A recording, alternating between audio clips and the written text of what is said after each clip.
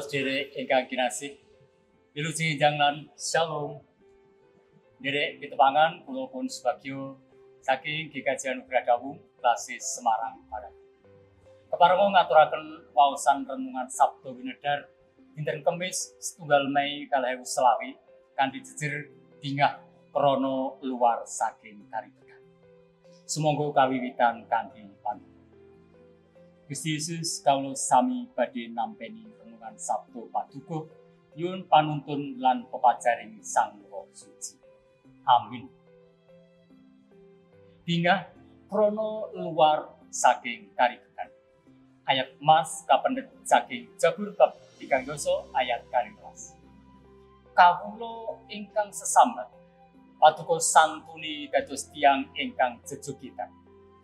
Pangangge kawula bagur paduka rucap kawula lajeng paduka sabuki kalian kabingahan. Para sedherek, awit nampi kabingahan arupi saras saking panandang sakit, wonten salah satunggaling warga pasamuan ingkang ngulemi warganing pasamuan lan bapa pandhitanipun saperlu ngawontenaken pantungo syukur. Pranyata kabingahan pribadi menika saged dados kabingahaning brayat kepara dados kabingahaning pasamuan. Sedherek ingkang kinasih, MC Part lan BA Pirera nelakaken bilih Jabur 3 menika kaanggit nalika juru mazmur mentas nandhang sesakit ingkang abah. Sadangunipun nandhang sesakit, juru mazmur ngraosaken mumutan ingkang amrat sanget. Gesangipun kados dene mangangge bagur, tegesipun nandhang kapehatosan ingkang lebet sanget tanpa daya malah ngraosaken prasasat wonten ing juranging pati. Sasampunipun saras, juru mazmur ngrumaosi bilih ingkang nyarasaken piyambakipun menika boten sanes inggih Gusti Allah piyambak. Kasarasan peparingipun Gusti Allah menika karaosaken kados dene kaentas saking juranging pati. Jalari raos bingah lan kebak ing pamatur.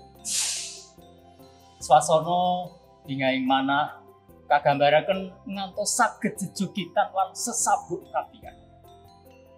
Anggen juru mazmur ngraosaken kabingahan menika boten dipun raosaken piyambak, ananging ugi ngajak tiyang sanes supados bebingah sesarengan kangge atur panuwun dumateng Gusti Allah.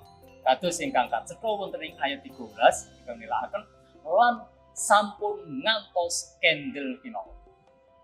Kabingahan karana pangluaran peparingipun Gusti Allah menika pancen kedah dipun diwarakaken, kedah dipun wartos-wartosaken dhateng tiyang sanes supados tiyang kathah ugi sami mangertos lan sami ngraosaken kasaenanipun Gusti Allah. Para sedherek, prastawa ingkang kelampahan ing gesangipun juru mazmur menika dados piwulang kangge kula lan panjenengan para pitados. Inggih menika nalika menawi kula lan panjenengan sami ngalami karibetan menika boten badhe kasandang saklaminipun gesang, mesti badhe wonten karampunganipun. Lan ing salebeting karibetan Gusti mesti badhe paring kegiatan lan paring pangajeng-ajeng ngantos wusananipun nampi pangluwaran. Sampun kesupen menawi sampun kaentas saking karibetan sami ngaturaken pamatur syukur Gusti. Gusti Yesus diberkahi. Amin.